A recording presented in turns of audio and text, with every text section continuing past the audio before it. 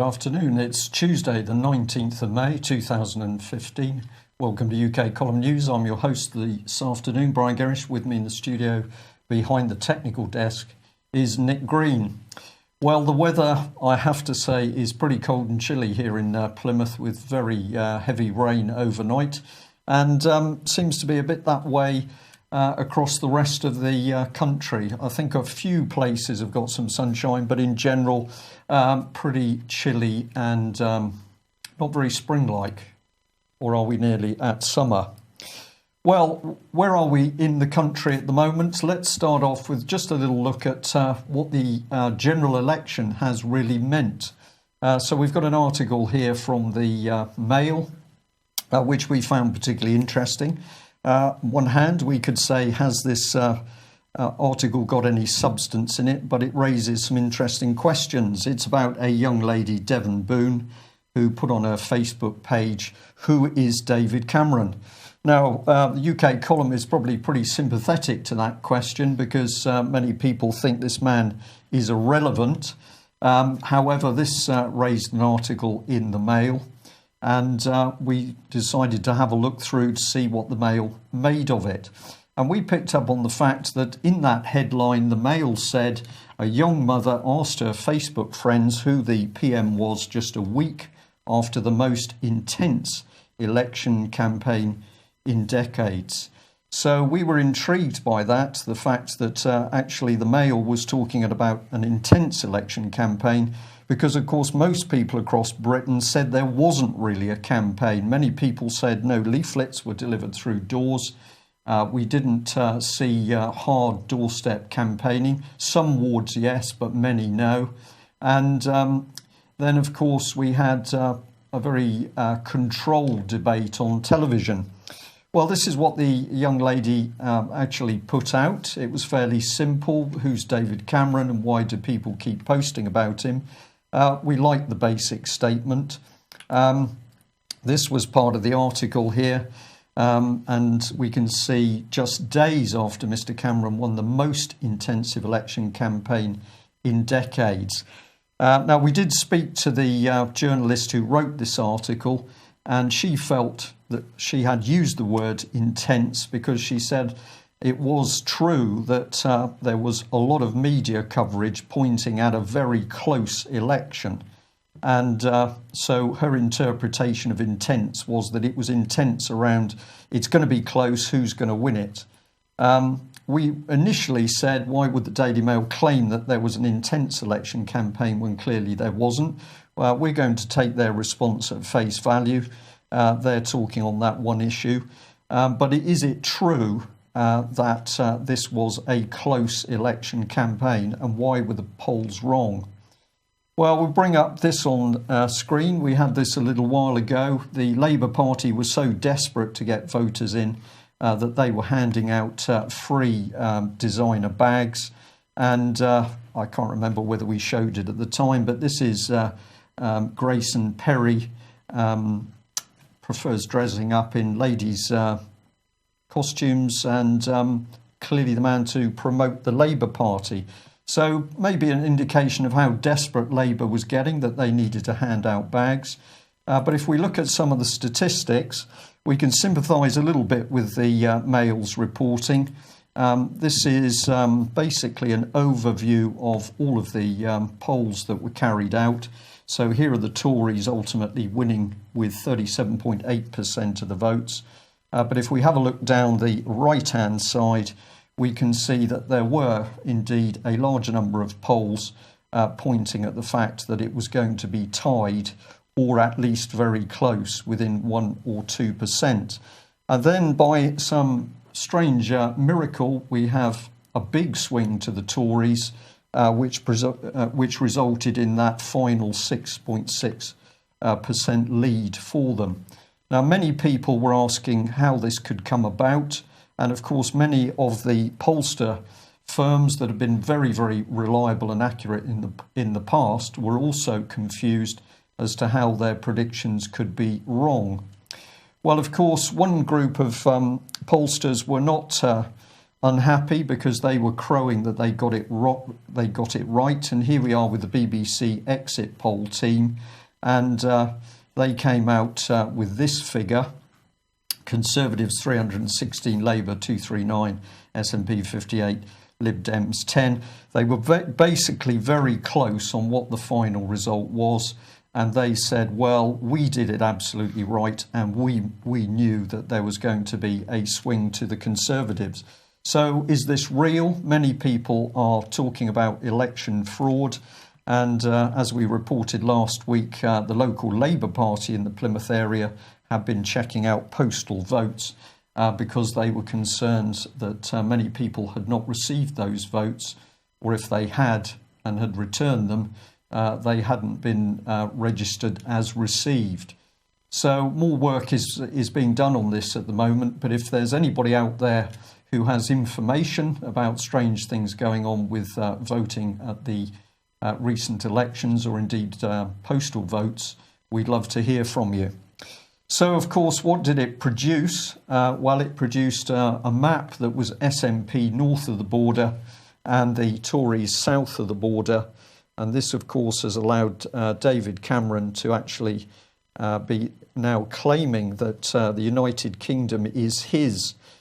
He is using the word our very, very frequently, our nation, our United Kingdom. But to the UK column at least, it would appear that this is the parliamentary speak. This is nothing to do with recognising the wider nation of Britain and indeed the wider general public. So we will leave it on the basis that many people are asking this simple question: was there election fraud? But we had to bring up this picture to remind ourselves of the fawning adulation from David Cameron's staff. If you have a look at those faces on the right, clearly he's assumed some godlike status, and this is the man now back in control of the country. And what, of course, has he done since he's been back in power? Well, as a result of a demonstration outside Parliament, which we'll mention a little bit more in a few minutes, he is already pushing with Theresa May for a further clampdown on the rights and freedoms of ordinary people in UK. So those policies, of course, cannot have been cooked up in 5 minutes after he took his position as Prime Minister. These are obviously policies that have been fermented for some months in the background.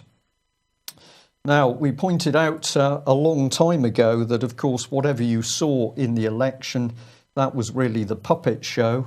And we've got a UK column newspaper, I think this one's going back to 2008 or 2009, where at the time we were pointing out that Gordon Brown was simply selling off the country, selling off gold reserves, selling off the family silver. But of course, the cartoon on the front page really illustrated what was going on, because while the public is focused on the political puppet show shown in the lower part of the picture, those political puppets are being controlled behind the scenes by people with vast amounts of money. And at that time, of course, UK column said very clearly that we were watching Britain being dismantled as a nation state. And we are going to say how right the UK column was. We are now starting to see that regime come to the surface and indeed accelerate. So if you voted Conservative and you think that David Cameron's really in control of the country, we don't think so. We think that David Cameron is simply going to be there pushing out the policies of the bankers. Well, what sort of man was he? Is he? David Cameron, of course, receiving large amounts of money from financial backers. This was the Daily Mirror pointing out that he'd be handed some 3 million by rich backers. These are the people really driving the policy. But we've got more. He received 500,000 in donations, with another 200,000 going to his Witney constituency. So big money is calling the shots. This is nothing to do with the wishes of the voters. And of course, the Mirror kindly picking up as well on George Osborne declaring 330,000 in personal donations. and another similar figure for his Cheshire Constituency Association. And we might as well mention Boris Johnson. And of course, this is a man who is building an enormous power base in London, and he can pull in donations of almost £600,000 here. So it's becoming ever more clear that really the party structure is finished. We've simply got a dictatorship being brought into power by big money from the global corporations. And we'll say once again, some very extraordinary people funding David Cameron in particular. Here we've got Pajo Zabludowicz and his wife Anita.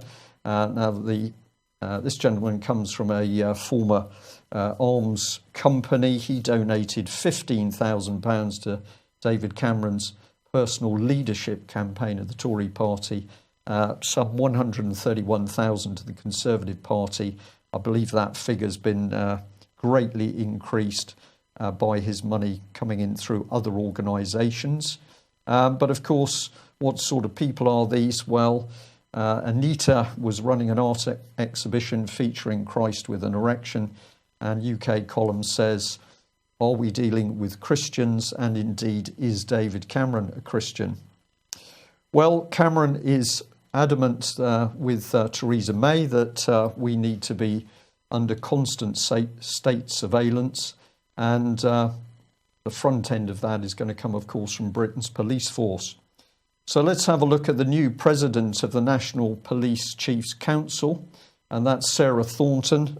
Sarah was formerly head of Thames Valley Police, and it was recently tweeted out here that NPCC, under her new leadership, is already boasting that crime is down. So what did they have to say? Despite challenges, we are by no means a service on our knees. Thanks to hard work and dedication of our officers and staff, crime is down. Now, this particular tweet was challenged by forpolicing.com, interesting organisation, which appears to be some form of consultancy think tank. But they weren't so convinced. They said, has Mike Penning taken over this Twitter? Hard work and dedication, yes. Crime down, question mark, really, question mark. To which NPCC came back with, no, not Mike Penning. We also said some recorded crime is down, but other types are growing and demand is changing. So our headline there very clearly, first of all, the blanket claim that crime is down, followed by, well, no, it isn't. So this lady has immense power, and she's recently been making statements about the style of policing. And this is what she had to say. Whatever the impact of budget cuts, we would never accept a change to our most basic principle, the Peelian idea that police are the public and the public are the police. We could not have policing in the UK without public consent. Hard measures such as water cannon and tear gas will only ever be used to protect people when all other methods have failed. Now, we'll just point out before a bit of further comment that, of course, this lady was chief of Thames Valley Police at the time that they failed to investigate child abuse at Oxford and Cherwell Valley College, thereby allowing them to claim that crime in Oxford had fallen. Well, what is she talking about? The fact that policing is with consent, because, of course, under ACPO, we've seen the police increasingly heavily armed, both with handguns and indeed machine guns, with tasers, with batons, with handcuffs, and of course surveillance coming in with CCTV cameras and personal cameras, not to mention pepper spray and tear gas, and the fact that we now have police squads dressed in a paramilitary fashion. So it would appear to us that we have the usual duplicitous announcement by Sarah Thornton that she is promoting policing by consent, while the reality is, and it's a clearly visible reality, that policing is becoming ever more vicious and draconian. Well, we can give you a little bit more on Ms. Thornton. because she's been out speaking on these very subjects. And John Murphy from Bedfordshire Chief Police Inspector said that he'd been to an interesting afternoon presentation where Police Chiefs President Sarah Thornton was talking about police legitimacy, code of ethics and police strategic management, to which we'll just remind the public, of course, that when this very brave Asian stepped forward to report the abuse of white youngsters at Oxford and Cherwell Valley College, Thames Valley Police, under the hand of Sarah Thornton, failed to respond to 80 reports of abuse and indeed helped to bully and intimidate this gentleman to stop him making further reports of that abuse. Youngsters who came forward to talk about their abuse at Oxford and Cherwell Valley College were interviewed by the police. However, those interviews then disappeared into a fog of non-action, and only later did it emerge that the police were able to show by internal documentation that in fact no action had been taken whatsoever. So if you want to cut crime in Britain, do it as ACPO or MPCC, and that is simply fail to investigate the crime, and hey presto, the figures drop. Well, we've reported over several weeks that David Cameron is becoming increasingly squeamish over his position of Prime Minister. It was the UK column who exclusively reported that there have been discussions between David Cameron and the military police to bring in military police to add to his security team. Why would he need to do this? We think it's because David Cameron is fully aware at the speed at which the British public is waking up. So immediately after election, demonstrations on the street. These are some of the photographs circulated, in this case by the Mirror. And we're fascinated here that Cameron is in Parliament, and immediately a violent demonstration breaks out. Some lead from Socialist Worker here. Clearly they had the funding for these banners. And as a result of the violence, David Cameron was immediately able to start nudging the public into supporting the surveillance state. Well, this is where it gets dangerous, because the Mirror is now publishing faces that have been taken off CCTV cameras. And what is happening here is the police would like to interview these people. So are they guilty of anything? Well, nobody knows. But however, their faces are now being broadcast all over the mainstream media as people who may have committed an offence. And one thing's for certain, their data has been recorded in the vast database of CCTV information. Now, have a look at this, because the Mirror went further and ran a video talking about the people present and the violence and the hate building on Britain's streets. Well worth having a look at this little video clip, because the gentleman with his back to you speaks very reasonably about the fact he's demonstrating, and he has a right to demonstrate in a so-called democracy. However, this gentleman in front of him gets very aggressive. And what is he saying? I lost a mate of mine in Woolwich, Lee Rigby. So a very interesting little video clip from the Mirror. And we wonder whether this is also a bit of nudging to help divide and rule within the community. We'll leave you to have a think about that. Well, this is the next part of it. The police boasting that counter-terrorism related arrests are increasing. And of course, remember that the police are quite happy to arrest people now, simply not release their names. So people can be taken from their homes into police custody. Nobody knows that they've disappeared at all. But here's the raw statistics clearly showing that police anti-terrorist snatch squads are out in force, and the numbers of people being arrested are increasing. At the same time, we've also got articles such as the Mail one here, which is saying that there is a greater focus on drones. Well, that is drones owned by the general public, and it would appear that the state is getting quite worried that the public can operate very sophisticated drones to watch what the police are doing, for example. And this article, we think, is another excellent nudge to turn the public against drones. So there's been a series of articles which are basically saying that drones, very sophisticated drones, are easily accessible. And what are they being used for? They're being used to get in and, for example, have a look at electric gates and fences in order to make it easier for burglars.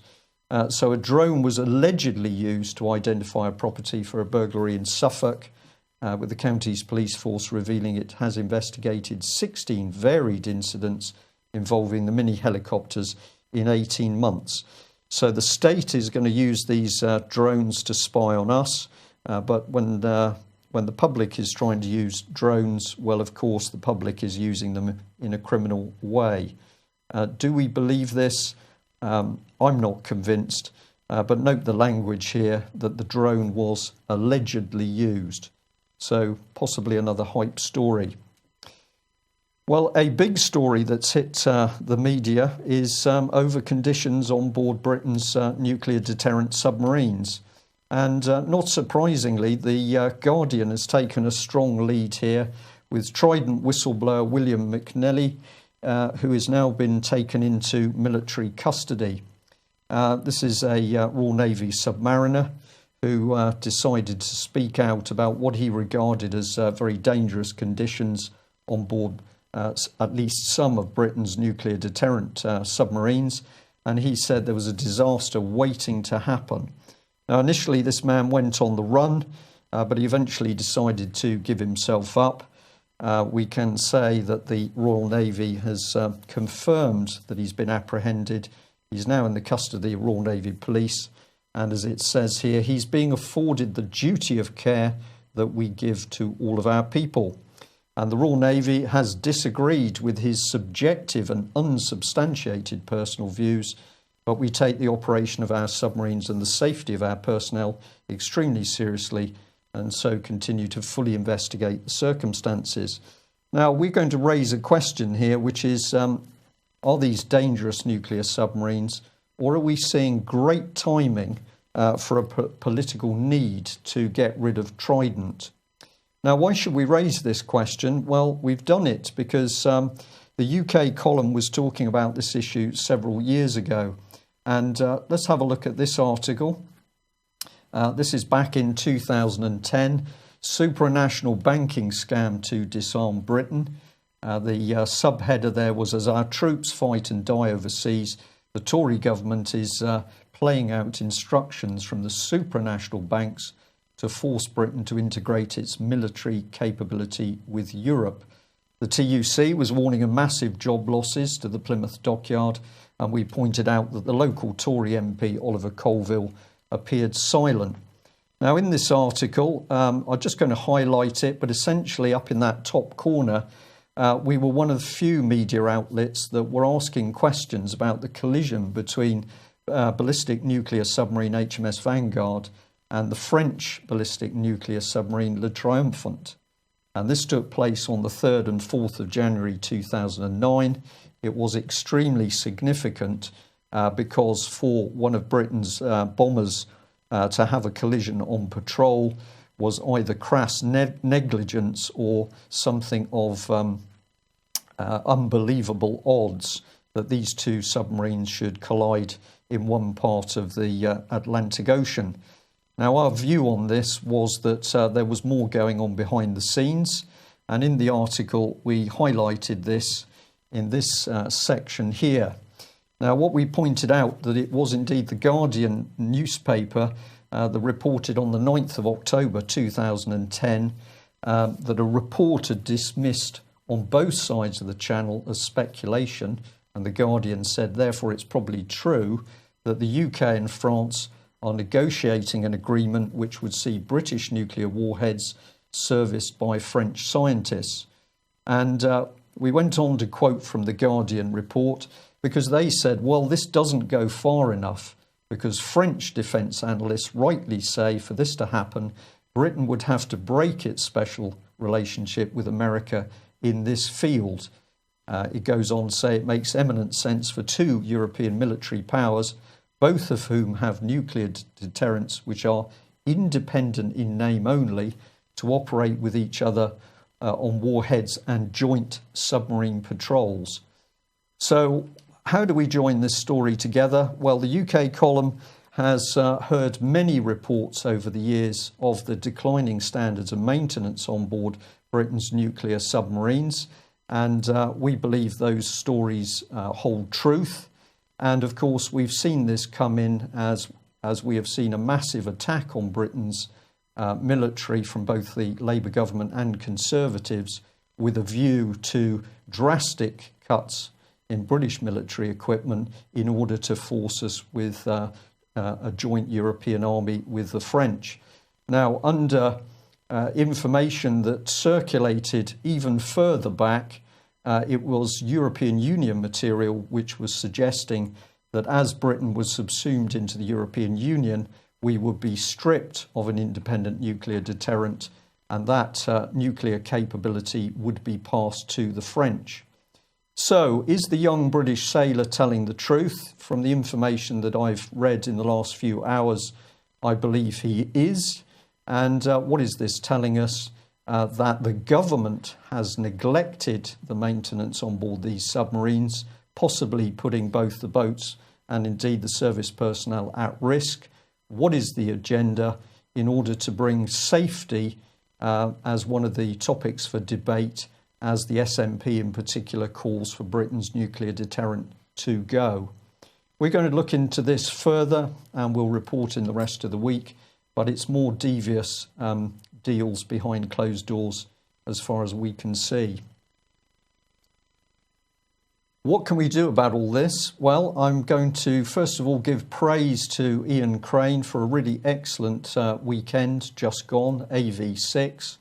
A really excellent lineup of speakers with a tremendous range of information, varying from politics to what's happening in the Middle East, what's happening with world government, what is happening with health and biometrics, for example.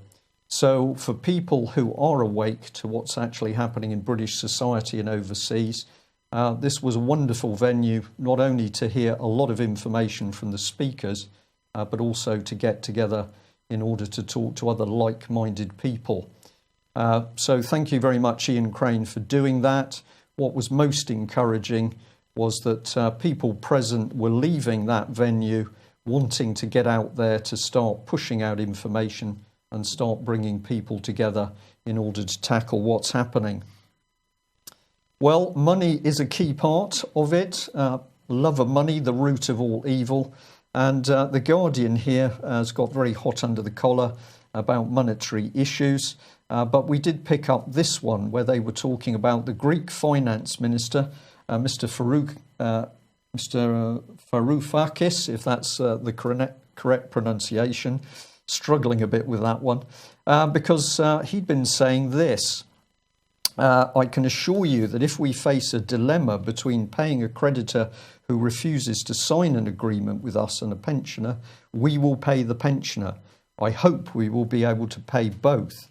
He goes on, in fact, to talk about the fact that there's pressure from the European Union, but we'd like to say here that, of course, if the Greek nation would simply take control of its own money supply with a Greek equivalent of the Bradbury pound, then the pension problems would be solved, as would other monetary needs, because the country would be creating the money it needs without the use of the criminal banking cartel through the International Monetary Fund and the European Bank of Settlements, for example. So who is also commenting on this at the moment? Well, in a way, it's coming from this gentleman, Mark Carnage, as Mike likes to call him, the boss of the Bank of England.